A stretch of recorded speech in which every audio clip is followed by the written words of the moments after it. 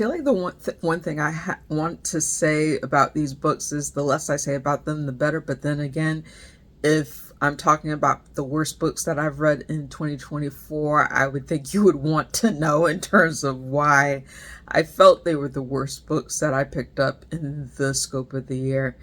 Another thing you might see in this video in terms of a pattern is that, Rose, you picked up a lot of bully romances in 2024. It was part of a project that I was doing research in terms of trying to find reads with respect to that particular subgenre. It had some successes and it had some failures, and I'll just keep it to that in terms of things. But I did at least find a couple of reads that ended up working for me, but the ones obviously featured in this video did not work for me. And we'll get into that as we get into the latter part of this video. Hi everyone, my name is Rose, also known as TA Summers. Welcome back to my channel. Today's video is going to be the worst reads that I had in the year of 2024. This is part of my bookish superlative series in which I'm basically talking about the best of the best, worst of the worst, and the between stuff for what I read of the 77 books that I tackled in 2024. I'll get into more specific bookish statistics that of what I was able to read in another video, but this is going to be focused on the 7 books that I thought were the worst that I picked up in 2024.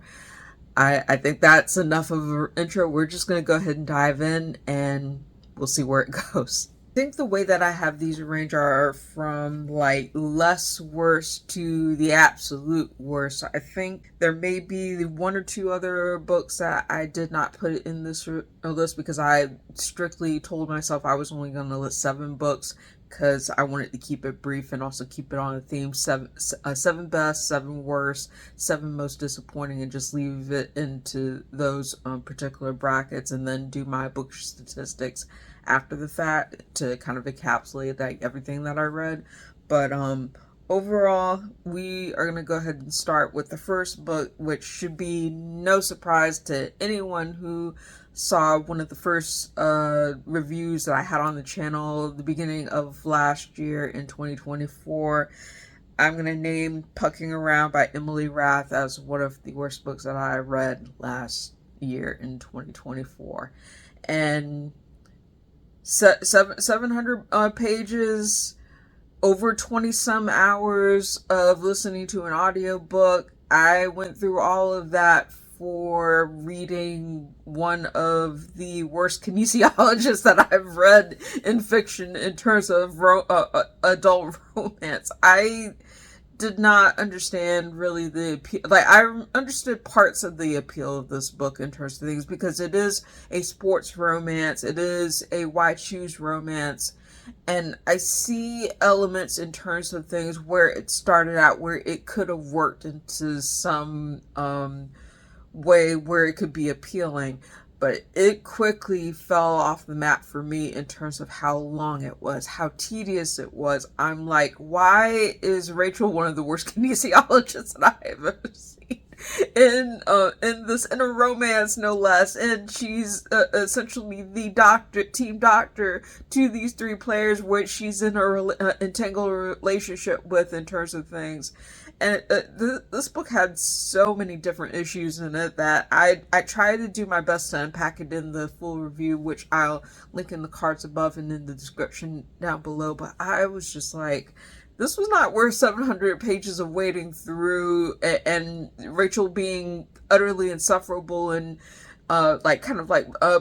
imposing herself upon these different guys. I thought the guys were interesting to be able to get to know as players, as hockey players, because they had individual personalities and things like that. But Rachel frequently violated some of their boundaries, frequently imposed herself on them, and just had no kind of regard for any of them. And then to actually sexualize some of the players' regular routines and some of the pain that they go through, including an injured player who had a history of groin injuries, which is a pretty a pretty serious thing that happens to hockey players in particular because of the types of muscles that they move in terms of how they play and that kind of thing.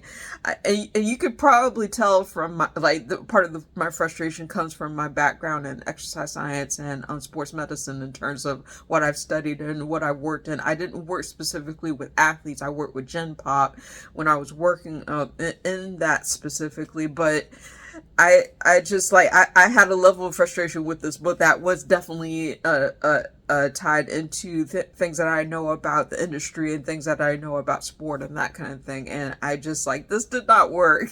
This did not work for me at all.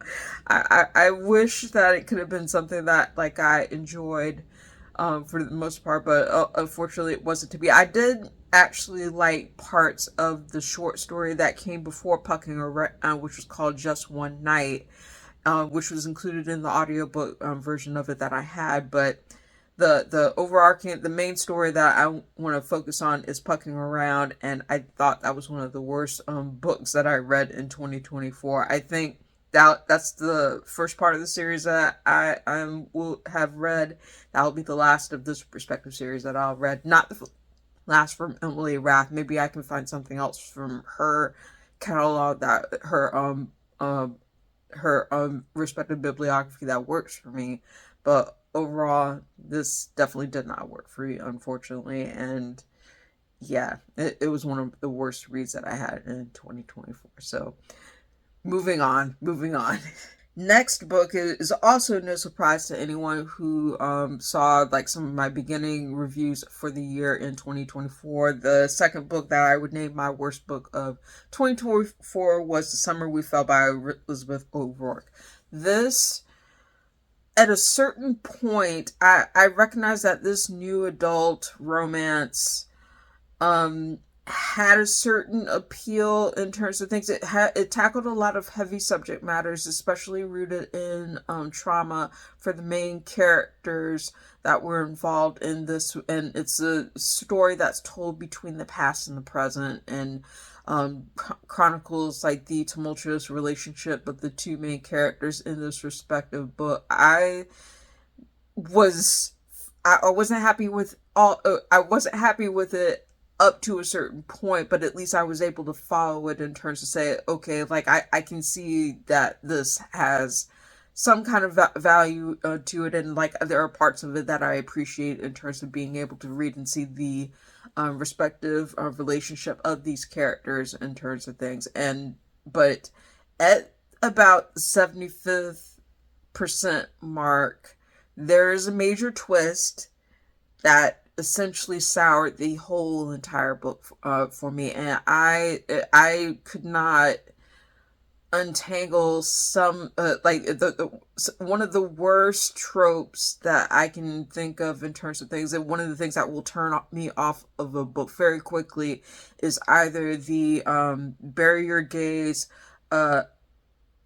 trope, villainize your gaze trope, or villainize, bury like a marginalized character of any respect in terms of things, where you put it as a specific twist, plot point, where it feels like it's not that it's not only coming from left field in terms of like just out of the blue, but it's just like it's clearly a story mechanic that's meant to play upon the emotions of the reader, and that's exactly what this book did. I did not like the way that it did that, and it soured the whole entire story. And I could tell specifically that a lot of these shot points weren't to give value to what the characters were going through. They were just plot points to evoke certain things and move it along, and just for the sake of doing, for the sake of the drama. And I did not like that at all. And I was like, okay, this one, I have several books in this respective series, and I believe it's called The Summer Series by Elizabeth O'Rourke, but that this was a sour note to start on with this respective series in terms of things. I do plan on reading more of Elizabeth O'Rourke. I am kind of mentally prepared that this isn't one of her stronger series, but I can tell, well, I knew once I finished this book, I had to take a break from this respective series because I was like, I can't pick up anything else by, in this series right now because it just had me so heated once I finished it in terms of things. And you can see my full review of it on the channel in terms of what I did not like about it and the overarching narrative itself. But I gave it 1.5 out of 5 stars, same as Pucking Around in terms of things, and I just, it did not work for me. It was one of the worst reads that I had in 2024. Long story short. The third book that I'm going to talk about in terms of my worst books of 2024, and I read this on the tail end of 2024, like it was one of my very last reads of the year in December, and I had talked about this respective book, like picking it up for the Goodreads Choice Awards, like in terms of the finalists that made it. And I'm so glad that I finished it and was able to change my vote because I said I did not care for it very much. And I think I stand by that in terms of saying that The Teacher by Freida McFadden was one of the worst because I did not like elements of this respective book in terms of what it chose to do and how it chose to handle certain like characters and situations in terms of what it chose to do. The Teacher is essentially the story of two teachers who are at the same school with a marriage on the rocks. And essentially there was a scandal that overtook the school in terms of a teacher having to leave because of being inappropriate allegedly with a student. Said student ends up being the student that is between this like husband wife teacher duo that's teaching at the same school. One thing leads to another, and there is an entangled plot that has the student who is one of the perspective points entangled with these two in a way that's very precarious and leads to a lot of different crimes that are pretty intense and pretty terrible, like in terms of how they unfold and reveal histories and long buried secrets between like all three of these main characters. And while it throws at you a significant number of twists in the mix, some of those twists just don't make any kind of sense. I just thought it was terribly done, especially like with one particular plot twist that it throws at the very end, which I'm like, so you think we're not going to ask questions about the fate of that respective character?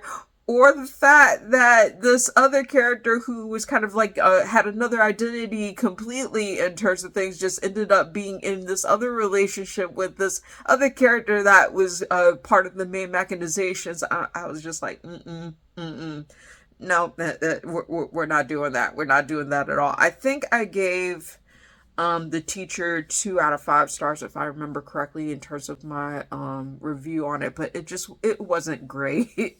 It wasn't great in terms of things. I went back and forth between whether I would put this in the most disappointing list in terms of things. It's definitely not as bad as, say, Pucking Around or The Summer We Fell were for me in terms of how it landed, but I think at a certain point, I couldn't suspend my disbelief in terms of the way that this book chose to handle some of its respective things.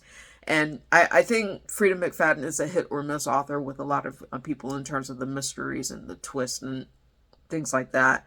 I did read one other book by her in 2024 that landed with me a little bit better, which was The Boyfriend, which I'll talk about later on the channel in terms of its own video. But I think overall, I think Freida McFadden's probably going to be a hit or miss author with me. This one just did not land very well in terms of things, and I think I can confidently say it was one of the worst books that I read in 2024. Not as bad as the ones that I mentioned before this one, but yeah, like it didn't land with me. And the last several books that I'm going to talk about are all a part of the same project that I undertook in terms of reading bully romances in 2024. As I mentioned in the beginning of this video, you wouldn't be wrong if I said that I didn't care for a lot of bully romances.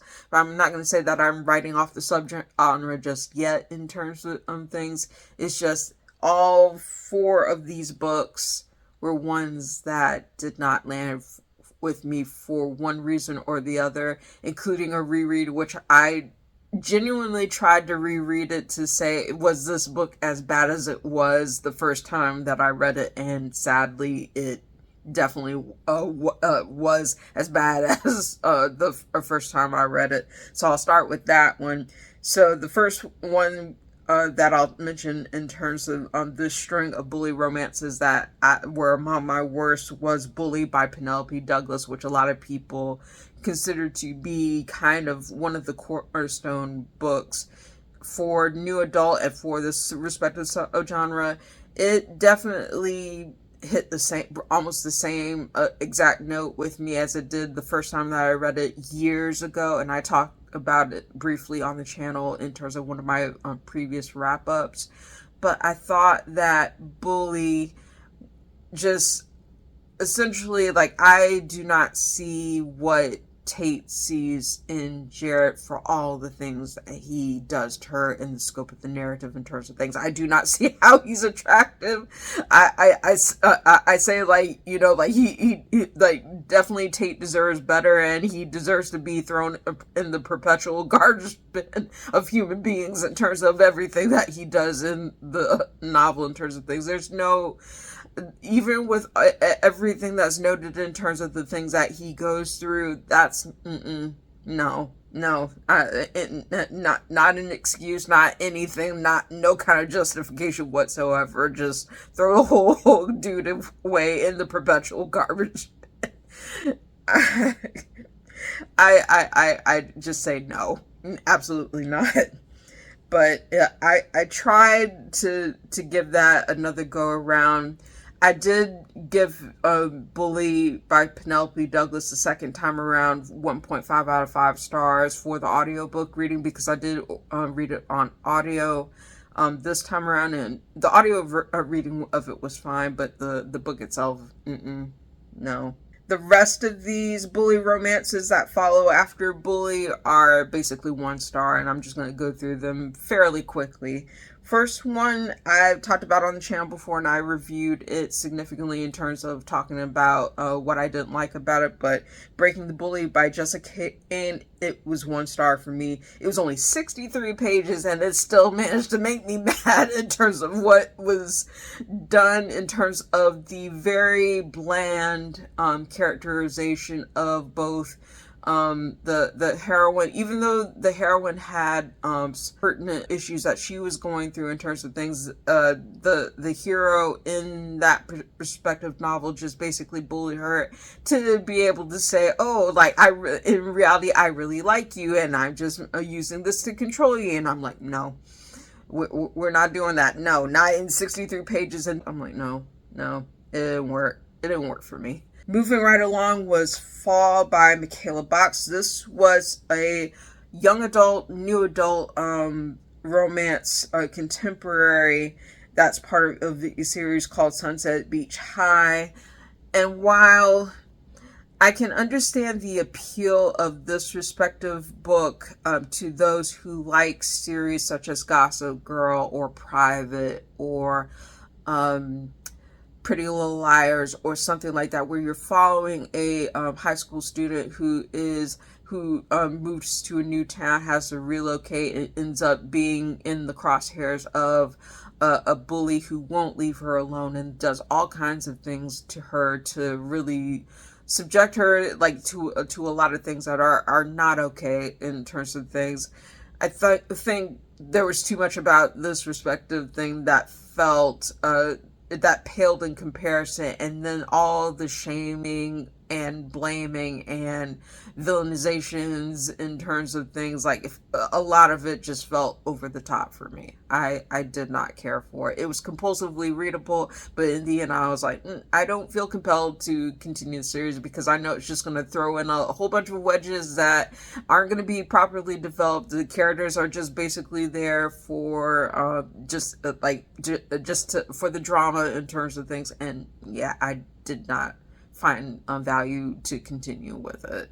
So that is Fall by McKayla Box. And it ended up being like a Kindle read, so like it was, I finished through it fairly quickly, but I was just like, nah, not my thing. And then the last one, the absolute worst book that I read in the year 2024 was also a bully romance. I was looking on Kindle Unlimited to figure out, like, what kind of dark bully romances there were in terms of like what was out there, and the one that I came across was called Bully I Hate by Gabrielle Mello. Oh, I don't know if this was from a very new, not ready for prime time author, or if it was written by AI. I have no way of knowing. But this book made my brain hurt. I did not like any of it. Like, it barely had a plot, and it barely had any kind of coherency whatsoever. I talked about it in my review on the channel in terms of things. I'm like, what in the world is this book trying to do? Like, seriously, like, even for the fact that, like, it has a 21-year-old who is in high school, and I talk about, like, in terms of not judging it for that, in terms of things. I know there are special needs students and things like that, in terms of, like, why there may be different people who aren't doing like different high school remedial education, things like that. That's not the issue. The way that they presented this character in terms of things was making the character 21 for the sake of the characters being of age, of doing the things that they were doing, but yet at the same time it was like the reason for the bullying was so threadbare. It's like the one of the characters was bullying the other character just because the other character wouldn't tell them his name, and I'm like, what were you trying to do in this book? What were you like? What and it's billed as a dark romance, but there's nothing dark about it. Like, anyone who typically would probably pick up dark romance series would not even blink twice at this being anything remotely close to dark romance, let alone a dark bully romance, and barely even the bullying being a part of it. It's just so threadbare and underwhelming, and I could have given it 0 stars, but I think I was like, 1 star probably covers it enough in terms of things. And I knew when I realized it was part of a series, I'm like, no, I'm stopping right here. There's nothing that compels me to continue. Even the excerpt at the end of the book was just like, just as confusing and convoluted in terms of what it chose to do. I was like, no, I want my time back. I want my time back, especially. But lesson learned in terms of things. I don't usually do experiments on Kindle Unlimited in terms of things, but that happened to be one that I picked up, and I was like, yeah, no, I'm not pursuing that particular series again, based on what it was. But those are my worst reads of 2024. Very quick video. Really not much to say, because the less I say, the better. And some of them I've already covered on the channel before for your reference. I'll link them in the cards above in the description down below for your reference. But thank you for watching. If you like this video, please give it a thumbs up. Hit the subscribe button and hit the notification bell to be informed of when I post new videos. Thank you again so much for watching. I hope you have a wonderful day, and I'll see you next video.